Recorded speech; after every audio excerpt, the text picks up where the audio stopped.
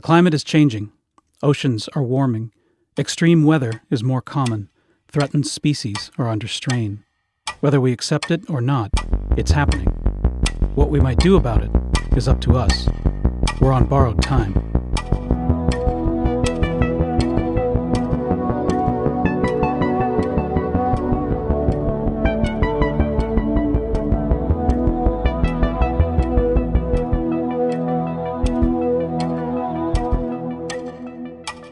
I'm Andrew Murphy of the Mill Valley Public Library, recording on behalf of the Borrowed Time series. Joining me by phone is author environmentalist Bill McKibben. McKibben has authored more than a dozen books, including The End of Nature, published in 1989 and regarded as the first book on climate change to address a general audience. Since then, McKibben has founded 350.org, the first global grassroots movement to address climate change. And among his many accolades, he serves as the Schumann Distinguished Scholar in Environmental Studies at Middlebury College and is the recipient of the Gandhi Peace Award. Bill, thanks for joining. Well, Andrew, what a pleasure to get to talk with you. Even before you published your first book, you wrote about the environment, including book reviews. And just out of curiosity, do you have any sense of how many book reviews and book blurbs you've written over the years? No. I mean, do you think it's in the thousands, or? I imagine it is. Yes, I wrote a lot of reviews over the years, especially about great environmental writers for the New York Review of Books, for Robert Silvers and Barbara Epstein when they were running the New York Review, and for lots of other people too. And I got to edit for the Library of America, a big doorstop of a anthology called American Earth, Environmental Writing Since Thoreau, which let me spend a year or two just going back and really digging into that corpus of writing in our literary history. In certain ways, I think it's maybe one of the most compelling parts of America's contribution to the world letters. You know, the Russians maybe wrote greater novels and the English greater dramas, but we were here on our continent fully conscious while we were cutting it down and blowing it up and ripping it apart. And so there's long been a kind of very strong environmental sense in American letters, I think. Yeah, and thank you. And with that in mind, with your just vast experience and all of the books you've read over the years, I'm curious to know which 5 books on the environment and specifically on climate change would you recommend as the most essential for somebody to read today? Well, there have been now a number of great books on climate and on the environment. I think, though, if I were setting down to sort of begin to figure out the environmental idea, and I had access to a library, I think I'd probably start by reading some Wendell Berry, and any of his great novels or collections of essays, Home Economics, if you want to read nonfiction, or maybe Jayber Crow if you want to read a novel. I think I'd probably want to read Terry Tempest Williams at some length, maybe beginning with her magnificent book, Refuge. I mean, there's just literally an endless list, as that anthology pointed out.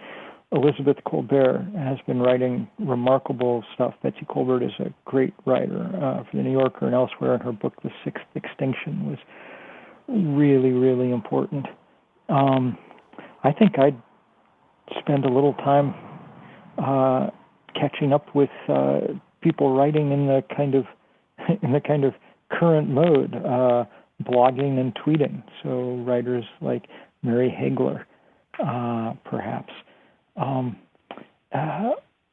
Gary Snyder, Barry Lopez, David Abrams, Richard Nelson, Janice Ray. These were all people that were extremely important to me. Robin Kimmerer. It's happily a very, very long list. The name 350.org is a reference to what is considered a safe number in parts per million of carbon dioxide in the atmosphere. Just 2 weeks ago, the Washington Post published an article reporting the number we are currently at is 417.1. And the same report says we're on track to hit the number 450 by mid-century, only 30 years from now. And that at this exact moment, there's more carbon dioxide in the atmosphere than there's been in the last 3 million years. Do you believe we'll ever return to 350 parts per million and have a safe atmosphere for humans and other life that we currently share the habit with? Ever is a long time if you start talking geology, but it's going to be a real trick to do it in human time. We're at the moment when, if we acted with enormous speed and vigor right now, we actually could still turn this around. The next decade looks like it's the last period with real leverage over the outcome. And if we managed to, as we could if we really tried, all but shut off carbon emissions within that decade, then forests and oceans would soak up enough carbon that by century's end we might be getting back to something like 350. But if we don't do it in the next decade, it looks pretty clear that we're going to go past a series of tipping points that really guarantee that we're locked into a high carbon, hot Earth for many millennia to come. You know, in your list of books, you mentioned The Sixth Extinction by Elizabeth Colbert. And just this morning on the New York Times homepage, there was an article about mass extinction. And almost like every report on climate change, it seems the report was basically saying it's worse than we expected or thought. Yeah. And but one of the quotes that jumped out at me from one of the scientists that worked on the research is that so few people are aware of the impending crisis is a cause of the crisis itself. And The Sixth Extinction won the Pulitzer Prize 5 years ago, and that same year there was a documentary, The Racing Extinction, that was also nominated for Emmys and Oscars.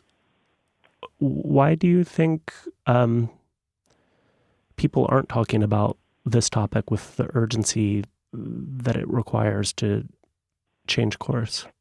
Well, I mean, perhaps because it happens just a tiny bit slower than the things that catch our imagination. I mean, in geological time, we're going at a pell-mell pace, but compared to the daily news cycle, it's a little slower. And perhaps because things like extinction are almost literally hard to see. You know, they're defined by absence rather than presence. But the biggest reason that we don't talk about climate change and all its attendant perils is because one of the biggest, richest industries in the world needs us not to do anything about it if it wants to maintain its business model.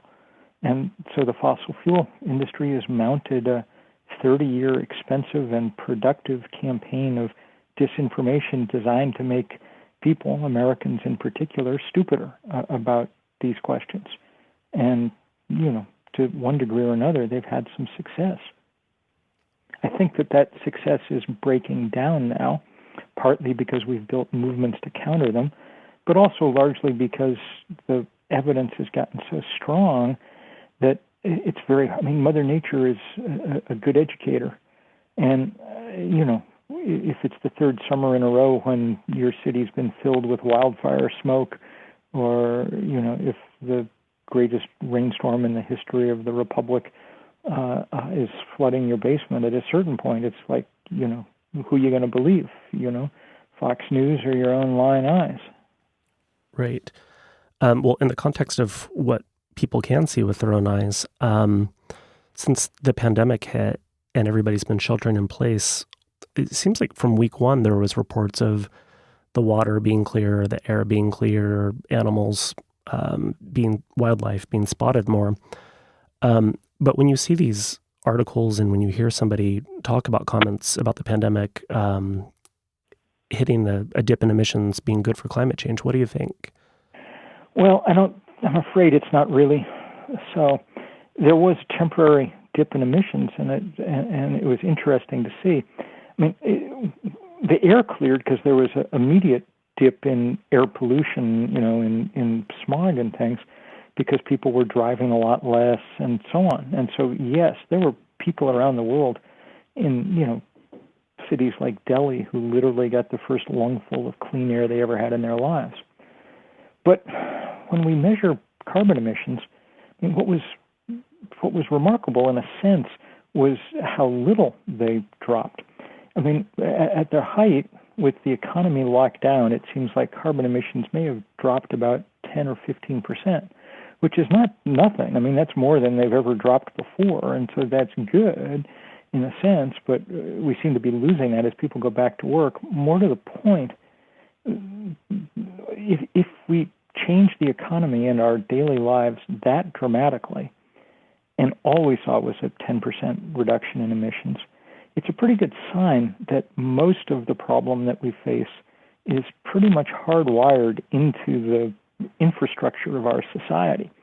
So we can't solve most of the problem by changing our individual habits. We're probably going to have to go into the infrastructure of that system and rewire it, take out the coal and gas and oil, and put in a lot of insulation and a lot of sun and wind. I've heard you quote the first Bush president when he said the American way of life isn't negotiable. And you kind of touched on this just by your last comment, but how do you really think we'll get to where we need to be if the pandemic numbers aren't enough to make the needed changes? And specifically in the context of human behavior, I mean, a different way to ask this is that during this pandemic, I hear so many people say they want to return to normal. And right now, we're seeing a worldwide effort to not return to the normalcy of police brutality and systemic racism. But how do we find that same energy to make sure that our culture doesn't return to the normalcy of destroying the planet? Well, that's a very good question. So I think the first thing is it's very true that we do not want to return to normal in any of these realms. So one hopes that we're at a moment when there's a new normal that emerges as we think about race in America, for instance. I mean, maybe above all. But we also do have to, at some level, get back to something more normal for human beings. We don't want people to spend the rest of their lives unable to go, see each other. Play sports, have meetings, go to concerts, whatever else.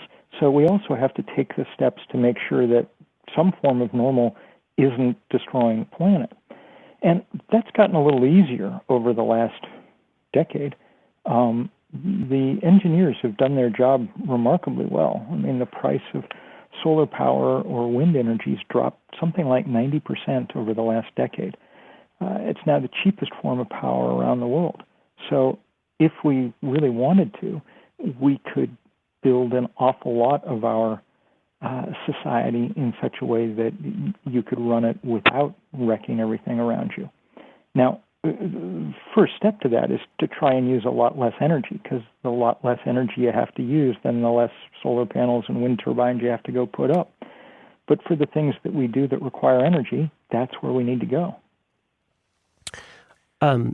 You just said if we really wanted to get there. Do you have any ideas on human behavior and what it'll take to make us really want to get there? I think it'll take breaking the political power of the fossil fuel industry. I think that's why we're locked where we are and why we've been so hard to make progress in key countries around the world, ours especially.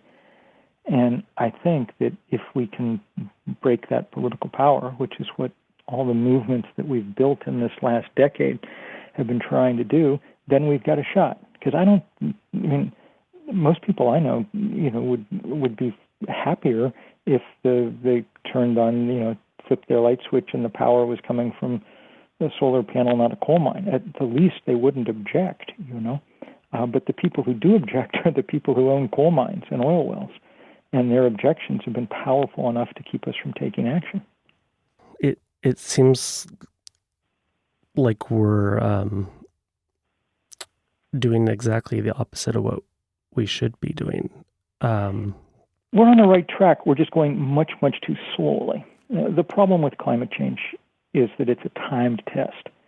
So 75 years from now, Andrew, we're going to run the world on sun and wind. I mean, the trend lines are clear by now, and why wouldn't we? It's essentially free.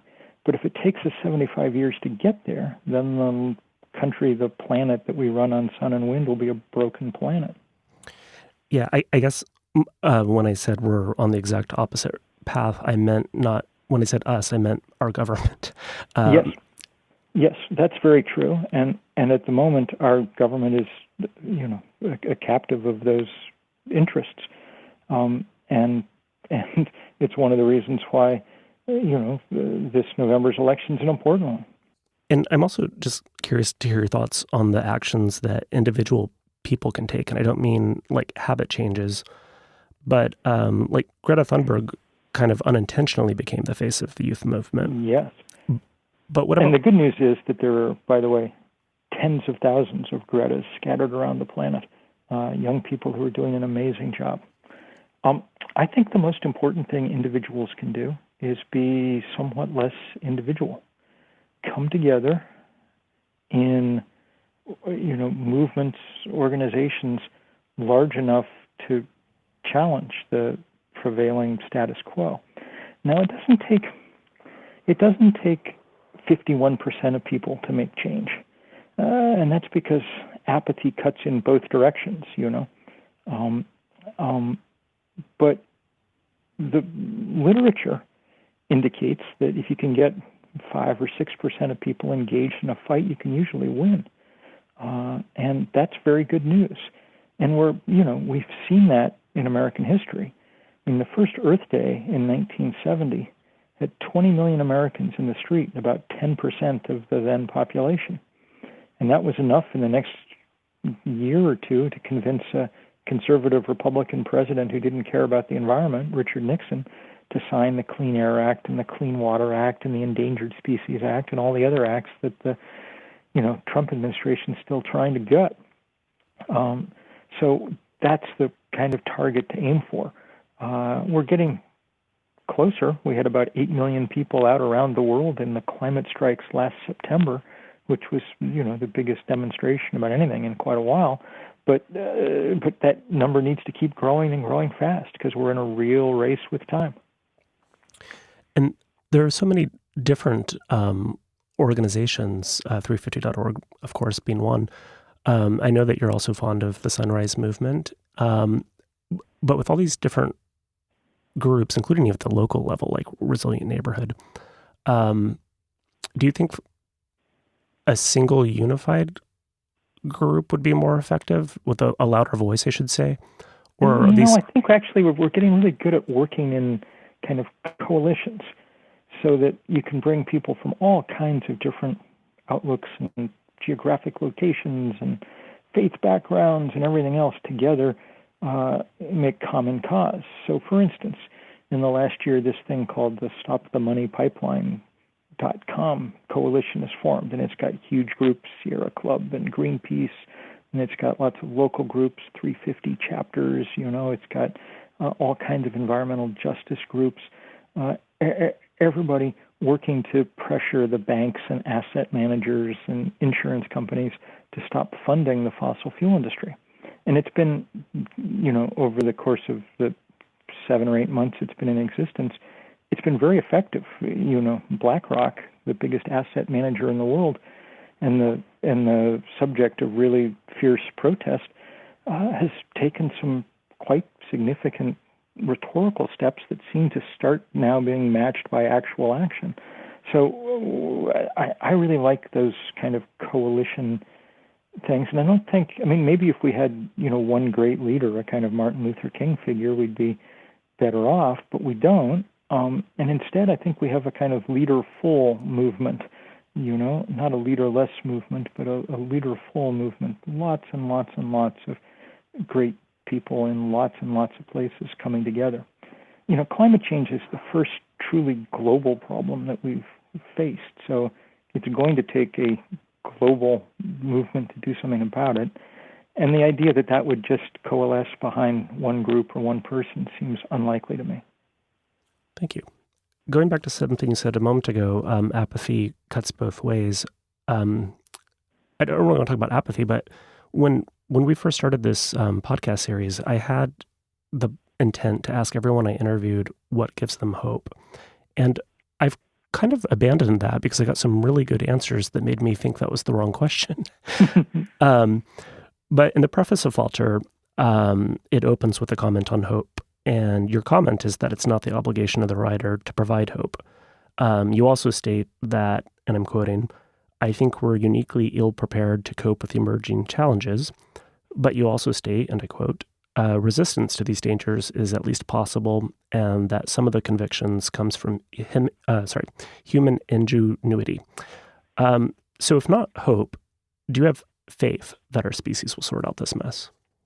I don't even know if I have that. I don't spend a lot of time thinking about whether, exactly where we stand and whether I'm optimistic or pessimistic. It seems more important to just kind of wake up in the morning and see how much trouble you can cause the bad guys. But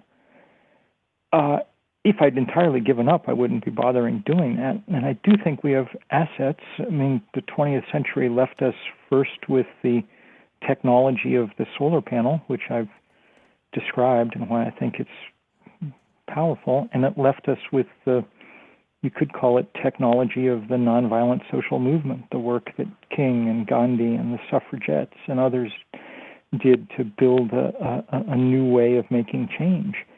And I think together those things give us some reason for hope. In fact, I'd be quite hopeful if it weren't for this question of time, for the fact that we have to move so quickly. And I don't know whether we're capable of moving with that speed. I know that we have to take off the brake that the fossil fuel industry is applying, and that's where I've sort of focused my efforts. My next question was sort of a follow-up to that, and I don't expect you to have an answer, and if you don't want to answer it, that's fine too. But in the preface, you also state that you write from a state of engagement and not a state of despair. And I'm just curious, how do you stay engaged? And more specifically, how do you avoid the despair? Well, it is wonderful to constantly watch the growth of movements, and especially the flood of young people into this work. I've been working with young people since we began. 350.org was started by myself and 7 college students. And now to get to be friends with people like Greta and the many, many, many thousands like her is a great pleasure, and can't help but buck one up. I didn't necessarily want or even plan on bringing up the documentary Planet of the Humans that just came out because it received so much criticism right away, including a statement from you. So I don't want to talk about the film itself, but rather the broader point that I think the filmmakers were trying to make, which I interpreted as nothing humans produce is sustainable, which of course is different than renewable. And that's not exactly what they said, but it's kind of what I inferred from it. Had they said that, do you think they would have been more accurate in what they were trying to convey? I don't know. I haven't tried to remake their film for them, nor thought very much about it. And the fact that it was, littered with, based on a series of inaccuracies, makes it difficult to do that. It's the kind of rotten foundation from which to work. I think the most that one can hope for at this point is that we find ourselves on a more sustainable trajectory. I don't know anybody who can posit with conviction one way or t'other what the ultimate end state of all of this looks like and precisely where we're going. But I do think it's possible to say, are we moving in the right direction, and are we moving with anything like sufficient speed? And that's, in the end, the things that I think about, less about where precisely we're going to end up. Though on occasion I've written books that try to do a little bit of that. And I wrote a book called Deep Economy some years ago, and it really tried to imagine a working future. I think that's a future with far more localized economies, where we worry far less about growth and far more about stability. It seems to me that probably at a certain point, growth has become a destructive idea, at least in our world. In the same way that you want your child to grow when she's 10. If she wasn't growing, you'd take her to the doctor and ask what's wrong. But, if she was 23 and still growing 3 inches a year, you'd take her to the doctor and ask what was wrong. As it says in the good book, there is a time for every purpose, and we may have reached the point when growth is no longer a wise thing to be pursuing. And kind of along those lines, and with growth, and a detail that the film I mentioned got criticized for was their comments about overpopulation. And in a different interview with author Nathaniel Rich, I asked him why books on climate change don't address overpopulation. And his answer triggered sort of a oh duh response for me, because he said the implications of suggesting there's too many people leads to conversations about how to manage it, which of course only leads to taboo conversation. But in the context of climate change, do you think authors should at least address human population beyond just carrying capacity? Well, I actually wrote a book called Maybe One, an argument for smaller families, an argument that my wife and I took seriously and had one child. And I think you can make an argument for that, for thinking about it, not for legislating it, at least in the Western world. But I don't think at this point that population growth is the driving force behind climate change. I mean, in the rich world, population growth is ground almost to a halt. The entire human population going towards 8 billion now seems likely to top out 9 or 10 sometime in the middle of the century. That won't be easier to support than what we've got now, but almost all that growth is going to come in places that are so poor that they hardly use any energy. I mean, people forget how wide those gulfs are. The average American family uses more energy between the stroke of midnight on New Year's Eve and dinner on January 2nd than the average Tanzanian family uses, in a year. So that seems folly to blame climate change on other people living those kind of lives. So I think it's pretty clear that consumption is a driving force, and much of that growth is coming in places with relatively stable populations. Think China, for instance. With that being said, and just thinking of the current economy because of the pandemic, part of this conversation is what can an individual do versus, there's also the attitude that I hear from so many people that say, I'm only an individual. It's not my fault that I can buy this plastic bottle of Coke, for example, or whatever. Is really looking at our individual consumption something that we can, especially as Westerners, really make a difference and actually start to think about? Would that be the first step? As I tried to say before, I think the most important thing an individual can do is join together with other people to build political movements. Each of us have a limit as to how much time and energy we have, and so that's what I'd prioritize. It's a very good idea to screw in a new light bulb, and I assume that most of the people listening have done that. But having done that, it's an even better idea to screw in a new senator. So I only have one more question, and it's very general. But because you're one of the most prominent and well-respected public figures that addresses climate change, and because you've given countless interviews, and thank you again for this one, I just want to give you the opportunity to say whatever you want to say. So the question is very simply, what do you want everyone listening to know about the current threat of climate change And what advice would you give to everyone listening?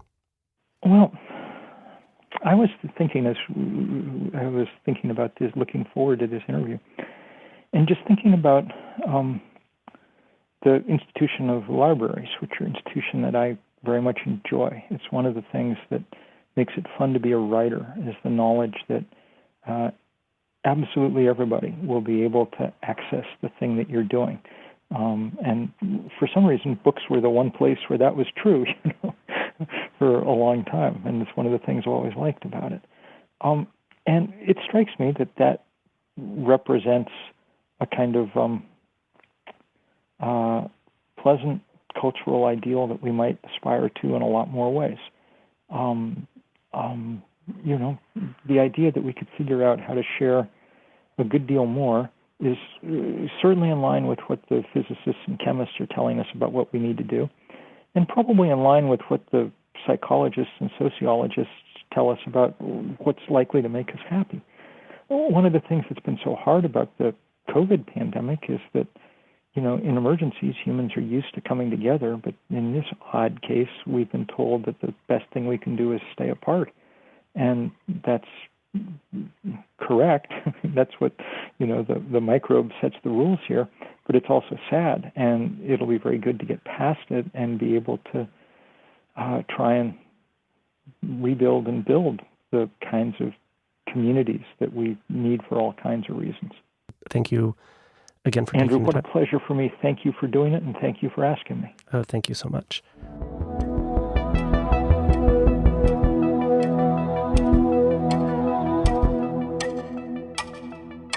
Borrowed Time is a collaborative effort by librarians to combat climate change by discussing sustainability issues and all things related to the human influence on our ecosystem.